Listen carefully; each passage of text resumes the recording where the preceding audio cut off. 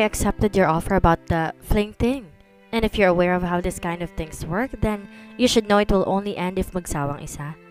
Bakit? Nagsasawa ka na ba sa akin? Nabigla pa si Clara nang lumapit ito sa kanya.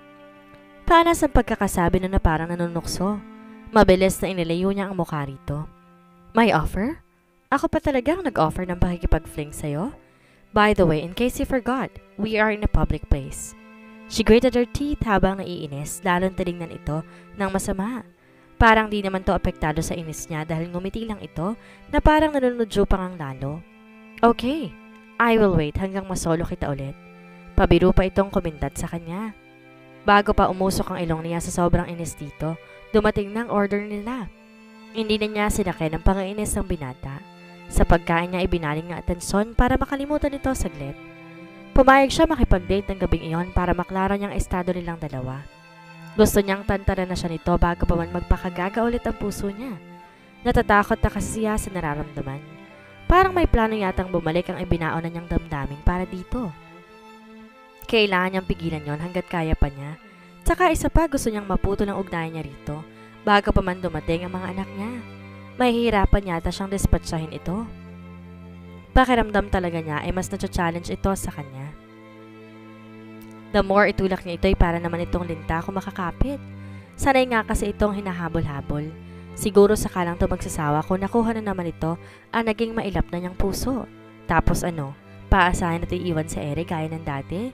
Inigamat yun ang nangyari ngayon kay Hana. Noong ito pa naghahabol sa babae, parang ayaw nga nitong pakawalan ng ex. Para pa nga itong hindi makamove on hanggat di mababawi ang babae sa kakambal nito. At nang mangyari na nga ang gusto nitong mangyari, nang bumalik na si Hana, ito naman na naghahabol sa lalaki. Hindi nga ba't si Adrian naman ang parang umiiwas? Napatingin siya sa binata habang kumakain. Well, kung yun lang naman palang paraan para tumigil ito at magsawa, bakit di niya gawin? Hahabol-habulin niya ulit ang binata, kagaya ng dati. Didikit siya rito at magdedemand ng time nito. Tingnan natin kung dito magsawa bigla. Tiyak niyang manlalamig ito kaagad. Mawawalan na ng thrill ang paghahabol nito sa kanya since siya na ang gumagawa nun. Iiwasan na siya nito at baka ipagtabuyan muli gaya ng dati. Sasabihing maiba itong gusto na gaya ng ginawa nito kay Monica. Napangiti siya ng lihim. Oo nga naman, bakit hindi niya pa ibigay ang gusto nito? Nagpapapansin ka pala sa akin ha? Pwes, malunod ka sa atensyong ibibigay ko sa iyo, Adrian. Tingnan natin kung hanggang kailan ka tatagal. Siguro baka bukas makalawa magbibigay na agad to ng dahilan para hindi siya makita. Makakakita na naman ito ng bagong flavor of the month. Hahanap ulit to ng babae na hahabol-habulin ito. Dumakay ang ngiti niya sa mga naisip. Saka naman napatingin si Adrian sa kanya at napakunot noo. Nagtataka marahil sa pangiti niyang iyon. I am glad na pumayag ako sa date nating to. Naging masuyo ang boses ni Clara at nganitian to ng matamis. Mas lalo pang kumunot ang noon ng binata. Nagtataka nga sa biglang pagbabago ng mood niya. Saan ba tayo after natin kumain dito? Biglang napaupo ng tuwid si Adrian sa tanong niyang iyon. Mataman muna siya nitong pinagmasdan bago sumagot. It's up to you. Your place or mine? Sumeryosong mukha ni Adrian at parang nangaakit ang boses nito. OMG! Muntik pa niyang matakpan ang bibig na ma-realize ang tanong niya kanina. Parang nga naman siya nagbigay ng motibo. Well, panindigan mo yan. Sigaw ng utak niya bago pa siya magpanik. Naparanok si Clara, pero hindi siya nagpahalata kaya't hindi naaalis ang nangaakit ng ngiti sa mga labi niya. I think mas magandang magpahangin sa labas. Yun lang ang naisip niyang isagot para maalis ang isip nito sa inaakala nitong pag-iimbita niya sa kama. Tinitigan siya ng matama ni Adrian habang umiinom ng wine. Then, magpahangin tayo sa labas ng bahay ko. I can show you my garden. OMG! Hindi na niya tuloy alam kung paano babawiin ang sinabi kanina. Kinuha na niya ang baso niyang may laman ng wine. At gumiti lang sa binata at uminom na rin. Nakapagkit ang mga mata nila sa isa't isa. May kani-kaniya silang iniisip habang nagtititigan. Siya ay tahimik na nagpapanik ang utak habang si Adrian parang iniisip kung bakit nagbagong takbo ng ihip ng hangin. I cannot wait to see your garden. Biglang nasambit na bibig niya. Kalmadong-kalmadong mukha niya pero kabaliktaran nun ang nararamdaman niya ng mga sandaling iyon. Shete, kung ano-ano kasing pinagsasabi mo, ano na? Dadalhin ka ni Adrian sa bahay niya. May kandado ba yung pang ibaba mo? Bigla siyang nasamid sa naisip. Maagap naman siyang dinilohan agad ni Adrian. Are you okay? Tumango lang siya at ngumiti kapag kuwan. I guess I'm just excited. Hindi na naman nag-iisip na bumuka ang bibig niya. Magsalita ka pa, Clara? Me too. Sumiryoso na ulit ang mukha ni Adrian, tsaka hinawakan ang isang kamay niya. Tumindig pa ang balahibo niya nang dalhin nito ang kamay niya sa bibig nito at hagkan. Napalunok na lang siya uli habang nakipagtitigan dito. Kahit pa siguro may kandado ang pang-ibaba niya, ay siguradong mabubuksan ni Adrian sa sibling tingin lamang na yon. Sa kabilang banda, inalalayan siyang tumayo ni Adrian nang paalis na sila sa restaurant. Kanina pa hindi humuhupa ang sobrang bilis ng tibok ng puso ni Clara. Napasubo na siya sa kagagahan kaya't nagpapadala na lamang siya sa agos. Muntik pa siyang mapapitlag nang hawakan siya ni Adrian sa bewang nang palabas na sila. Para maiwasang manigas ang buong katawan dahil sa ginawa ng binata, lumingon siya rito at ngumiti. Tinanong siya nito kung saan nakapark ang sasakyan niya.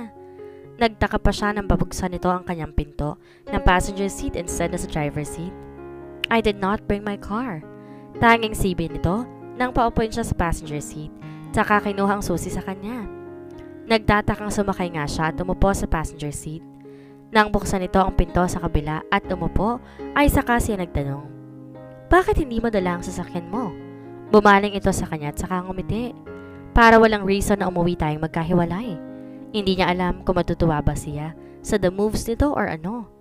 Napakurap-kurap lang si Clara habang nanatiling nakatanga rito. Nagulat na lamang siya nang hawakan nito ang mukha niya, saka siya hinagkan sa labi. Kung makahagkan, parang mapupugutan sila ng hininga. Napahawak siya sa kamay nitong nasa mukha niya nang mauubusan na siya ng hangin. Papatayin ba siya nito sa hagkan? Saka lang siya binitawan ng binata. Napasingap siya nang sa wakas, nakasagap na siyang hangin. Binasa niya ang labi ng sarili niya. Oh, don't do that, paanas na sabi ni Adrian. Naguguluhang napatayin ulit siya rito. I might kiss you again. Don't drop the act. Sakyan mo na. Yun naman ang isinisigaw ng utak niya. Agad na pinapungay niya ang mga mata sa binata bago pa bumuhag ang buntot niya. What's stopping you? Nangaakit pa ang tono ng boses niya. Alam niyang nabigla ito sa naging sagot niya pero mas nangibabaw ang ibang damdamin na nakikita niya sa mga mata nito. Inaamin niya na pareho nga ang intensity ng kasabikan nila sa isa't isa. Akmang ilalapit ito ulit ang mukha sa kanya pero inunahan na niya ang binata. Remember, ikaw ang kakapit itong parang tuko para magsawa ito kaagad. Umusod siya palapit at tinawakan sa bata kong binata, tsaka hinilang mukha nito palapit sa kanya. Narinig pa niyang mahinang pagsingap ni Adrian na may gawin siya sa labi nito. Claire, you're driving me crazy. Nakuha pa nitong sabihin yon bago tanggapin ang labi niya. Kung makahagka ng binatay, parang gusto na nitong lunokin niyon. Siyempre naman, di siya magpapatalo kay Adrian. May hidden agenda nga siya, diba? Kulang na lang kumandong na siya sa binata. Kung di pa siguro sila nakarinig ng busina sa malapit lang nila. Ay baka hindi pa sila maghihiwalay. Pareho pa silang napatawa na maghiwalay ang mga mukha nila. Mabilis dinampian siya ni Adrian na hagkan, tsaka ito humawak sa manibela na sasakyan niya. Wala silang imikan nang paandarin na nito ang kotse niya. Hindi niya naman inutusan ng kamay pero kusa yung pumunta sa isang binti ni Adrian habang nagmamaneho ito. Napalingon sa kanya ang binata at saka nakangiting kinuhang kamay niya tinagkan iyon. Ibinalik na nito ang tingin sa kalsada na pinisil pa ang kamay niyang hawak nito. Bigla, nawala ang ngiti sa mga labi niya habang tinititigan ng binata na busy na sa pagdadrive. Bakit nagiging pamilyar na ang sekto ng puso niya? Baka naman siya ang mabiktima ng sarili niyang plano. Marahas na ipinilig niyang ulot saka umayos ng upo, ibinaling ng tingin sa labas. Hindi ka maaaring mahulog muli kay Adrian. Isipin mo mga anak mo. Napabaling ulit ang tingin niya rito na maramdaman na hinagkan ulit nito ang kamay niya. Ngumiti ito sa kanya kaya napilitan na rin siyang ngumiti sa binata. Napatingin siya sa labas nang marating ng bahay nito. Tandang-tanda niya ang unang beses na dinala siya ng binata doon. Hindi niya maiwasang hindi mamula ang pisngi nang maalalang doon niya unang isinuko ang sarili kay Adrian. Alam niyang maaaring ibigay na naman niya ang katawan sa binata dahil sa pagsama sa bahay nito. Isang parte niya ang pumipigil sa kanya pero mas namang ang kagustuhan niyang sumama rito. Are you thinking the same thing? Mas lalong uminit ang pakiramdam ni Clara nang lingonin na ito. Nakita niya nag-aalab na kasabikan sa mga mata nito at alam niyang naisip din itong unang beses na may nangyari sa kanila. Tumawa siya na mahina at saka lumapit dito. How can I forget that? Boses niya ba talaga yung nagsasalita? Gumagaling na yata siya sa pangaakit dito eh. Let's get inside now. Halos wala ng boses na lumalabas sa bibig ni Adrian.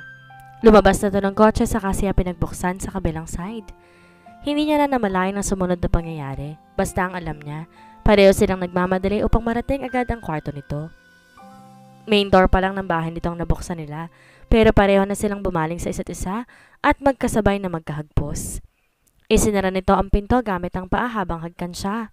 Parang hindi na yata sila aabot ng kwarto ng binata dahil nagsimula na maglikot ang mga kamay nila sa isa't isa.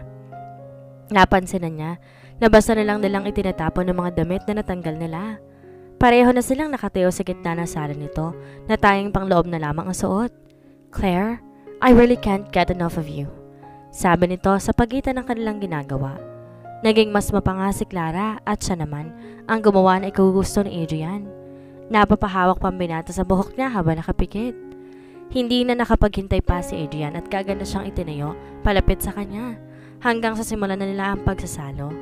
Wala nang pakialam si Clara na mapasigaw ng malakas dahil sa ginagawa ni Adrian. Alam naman niyang walang ibang kasamang binata sa mansyon niya kaya buong lakas ang sigaw niya dahil sa kasiyahang nararamdaman. Huwag mong ilalagay sa loob. Kahit hibang na hibang sa nararamdaman, hindi niya nakalimutang ipaalala iyon sa binata. Sumunod naman ito sa kanya at inilabas nga nito bago pa man mailagay iyon sa loob niya. Kung nahuli ito ng tanggal, siguradong sa loob niya nga ilalagay iyon. Pagod na napatingin siya sa kisame ng bahay ni Adrian. Hinihingal siya at nanghihina sa kakatapos lamang nilang gawin. Humiga na rin si Adrian sa tabi niya kaya't napalingon siya rito. Pareho silang walang kahit anong saplot na nakahiga sa sahig sa sala ng bahay nito. Napatingin na rin sa kanya si Adrian saka ngumiti. That was great, Claire. Sabi nito at saka siya hinawakan sa mukha para hagkan sa noo. Lumapit siya sa kwarto. Malamig sa likod ang sahig. Dugtong pa nito. Inalalayan siya nitong tumayo. Mabilis pinulot niya ang mga damit na akmang isusuot iyon nang pigilan siya ni Adrian. Let's take shower together. Tatanggalin mo rin naman yun ulit so wag mo na isuot muna. Ano? Aakit sila sa taas sa walang mga damit? Biglang napatingin si Clara sa kasangga ng binata at napamulagat. Yup, Claire. Mahinang napatawa si Adrian na mapansin ko saan siya nakatingin. After ng mainit nilang eksena, buhay na buhay pa rin to. Sabay nga silang umakyat ni Adrian sa taas pagkatapos itong ilagay sa laundry ang mga damit nila. Naiilang siya naglalakad na wala man lamang takip. Don't worry, walang ibang tao rito. Pagdating nila sa kwarto ng binata, dumiretso sila sa banyo. Kinuha nito ang sabon at ito nagsabon sa buong katawan niya. Hindi rin siya makapaniwala sa sarili dahil bigla uminit na naman ang katawan niya kahit nasa ilalim ng shower. Naging mapanudyo pa ang binata sa ginagawa. Naghinang ulit ang mga labi nila at naging mapangahas ang mga kamay. Muli, nakuha siya ni Adrian sa loob ng banyo na para bang walang nangyari sa kanila kanina. Hindi siya pinauwi ni Adrian ng gabing iyon. Hindi na rin siya tumutol dahil pabor naman yon sa plano niya. Sigurado ka bang ginagawa mo to para sa plano mong pagsawaan ka ni Adrian? Bakit parang kabaliktaran yata ang nangyayari? Pangungulit ng utak niya. Biglang naalis sa isip niya yon nang yakapin siya ni Adrian. Nakatulog sila kaagad na magkahapos ng gabing iyon. Clara's POV. Nagising siya sa mabangong amoy na parang may nagluluto. Kumalam agad ang sikmura niya. Nang imulat niya mga matay nakita niyang nakangiting mukha ni Adrian na may dalang tray ng pagkain. Good morning! Breakfast in bed. Ako nagluto nito. Proud na sabi ng binata. Napatingin siya sa niluto nitong pagkain. Napatawa siya na mahina na makitang fried egg at hotdog lang naman pala ang ipinagmamalaki nitong inihanda para sa kanya. Dumako ang mata niya sa isang tangkay ng rosas sa tabi ng plato. Kahit anong pigil niya, kinilig siya kahit sa simpleng gesture na yun ng binata. Mabilis naman nag-warning agad ng utak niya. Hawak niya sa dibdib ang kumot para itakip sa kabuuan. Ibinalabal niya iyon sa katawan niya nang ayusin ni Adrian ang pagkain sa harap niya tsaka umupo na rin sa kama. Napatingin siya dito na makitang isang plato lang ang nasa harapan niya. Ikaw? Nagtatakang tanong niya. Susubuan mo naman ako. Naglalambing na sabi nito. Siya ba talaga ang may planong lulunin to sa atensyon o si Adrian? Umayo siya ng sandal sa kama habang kumuha ng pagkain. No, you first. Tanggi nito. Alanganing kinain niya nga iyon. Kahit gumunguya pa siya, kumuha ulit siya para masubuan naman si Adrian. Mabilis na ibinuka naman ito ang bibig at tinanggap ang binigay niya. Shete, bakit ba kilig na kilig siya? Hindi na lang muna niya pinansin ang tanong na iyon. Masayang pinagsaluhan nila ang niluto nito. Nang matapos inumin ng kapeng kasamang ibinigay nito, iniligpit ni Adrian ang pinagkainan nila, tsaka siya hinagka ng mabilis sa mga labi. Tumayo na ito ulit para dalhin ang mga niligpit sa kusina. Maligo ka na muna. Ayoko munang sumabay, baka mapagod na kita ng husto. Kilindatan pa siya nito bago ito tumalikod. Agad na pinamulahan siya ng pisngi sa sinabi nito. Ilang beses kasi siyang inangkin ni Adrian kagabi at totoo ngang sumasakit ang katawan niya. Pakiramdam niya ay para siyang nabugbog. Dama rin niya na parang namamaga ang kasangga niya. Ikaw ba naman? Puntahan ng ilang beses ng isang napakalaking panauhin kung hindi ka ba naman mamaga ng ganon? Tumayo na agad siya nang maramdaman na nagsimula ng kumalat sa buong katawan niya ang pamilyar na init na iyon. Iniwan niya ang kumot sa kama, tiniyaan lang ang sarili na tumayo nang walang kahit anumang saplot sa katawan. Total nasa labas naman si Adrian. Tsaka naman biglang bumukas ang pinto ng kwarto at tumambad sa kanyang natigilang binata. Titig na titig to sa kanya habang napapalunok. Bigla tumalikod siya para balikan ang kumot sa kama. Pero bago pa niya nagawa iyon, nahina na siya ni Adrian palapit dito. On second thought, I think mas gusto kong sabay na lang tayong maligo. Namamaos na ulit ang boses nito. Naramdaman na lang niyang hawak na ng isang kamay nito ang buhok niya habang nakalagay ang mukha sa balikat niya. Otomatikong napapikit si Clara sa ginagawa ni Adrian. Hindi na siya tumutol nang akayin siya ni Adrian papasok sa banyo. Muli, pinagsaluhan nila ang init ng kanilang mga katawan. Hindi pumayag si Adrian na umuwi agad siya dahil linggo naman. Kaya gusto nitong tumambay muna siya sa bahay nito noong araw na iyon. Hindi naman ito kailangan na pilitin pa siya para doon bago magtanghali. Nagpaalam siya magluto para sa kanilang dalawa. Nakialam na siya sa kusina nito. Suot niya ang malaking t-shirt ng binata at boxers nito habang busy sa pagluluto. Napasigaw pa siya nang haplusin siya nito sa likod. Mukhang masarap ang niluluto mo ah, pabulong na sabi nito. Tumayo na naman ang balahibo sa batok ni Clara sa ginawang iyon ng binata. Pero pinilit pa rin niyang mag-concentrate. Sa ginagawa, doon ka na nga muna sa sala at huwag kang disturbo. Kunyari reklamo niya. Your wish is my command, ma'am. Agad na tumalima naman ito at binitiwan na nga siya. Napahinga siya ng malalim na umalis na nga sa kusina ang binata. Napangiti siya nang bumalik na ulit sa niluluto niya. Parang enjoy na enjoy ka sa bahay-bahayan ninyo ah. Ayaw talaga siyang patahimikin ang utak niya. Nagbingi-bingihan siya sa sinasabi ng utak. Nang malapit ng maluto ang inihanda niya, bumalik na sa kusina si Adrian. Ito ang nag-ayos ng mesa nila. Nakita niya ulit ang isang vase ng rosas na pinatasyata nito sa garden nito. Imbes na siya ang magsilbi rito, ito ang gumawa noon sa kanya. Kulang na lang subukan na rin siya ni Adrian. Come to think of it, ngayon lang ako nakatikim ng luto mo. The food is superb. Pwedeng-pwede ka lang pakasalan. Natigil siya sa pagkain sa narinig. Kasal? Hindi ba't yun ang salitang hindi dapat banggitin kahit pabiro kapag fling lamang kayo? Pinagmasdan niyang mabuti ang binata. Kusa lang yatang lumabas sa bibig nito ang salitang iyon bilang biro at hindi nagpaparinig dahil patuloy lang ito sa masaganang pagkain. Ikaw naman, Ash. Seryoso mo talaga yon?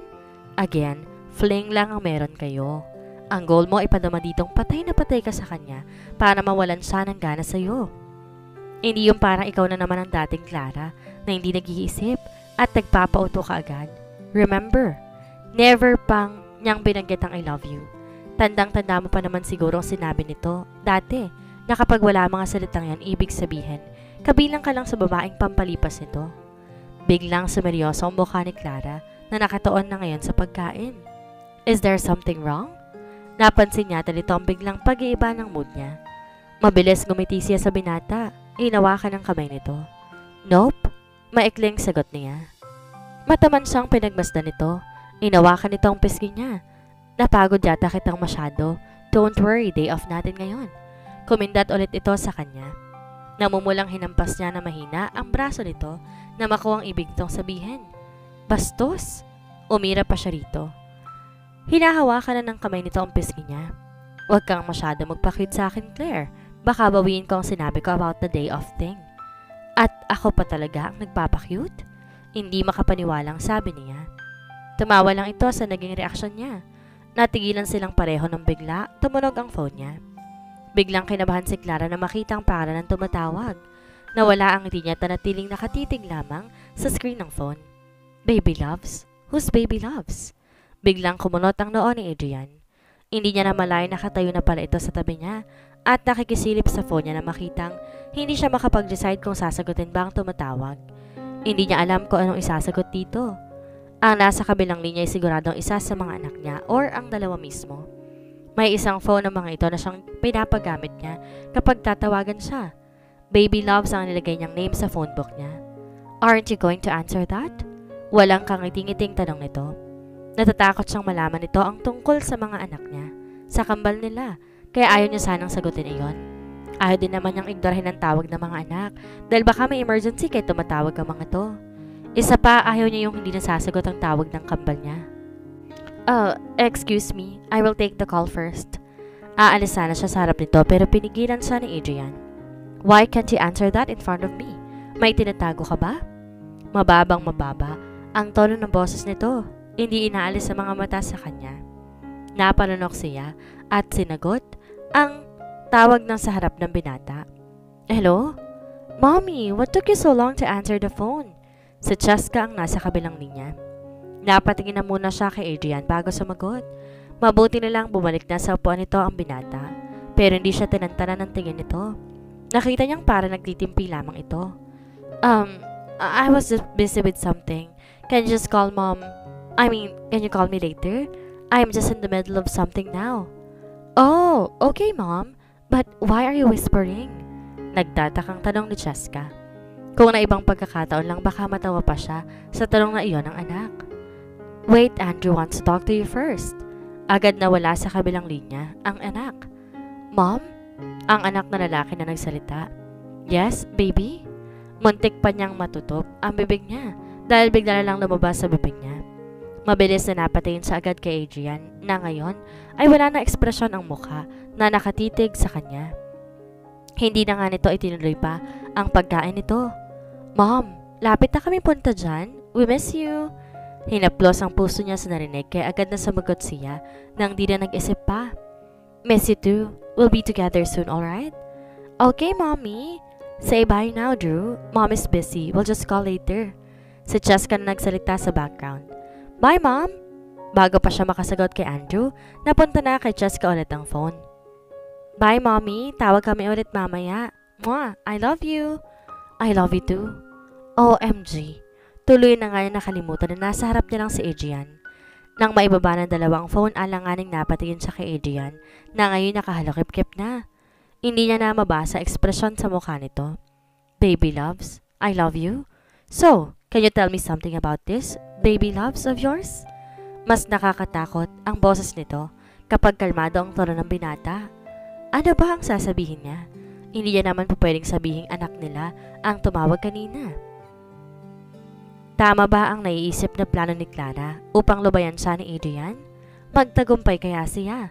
Yan po ang ating aabangan sa susunod na kabanata.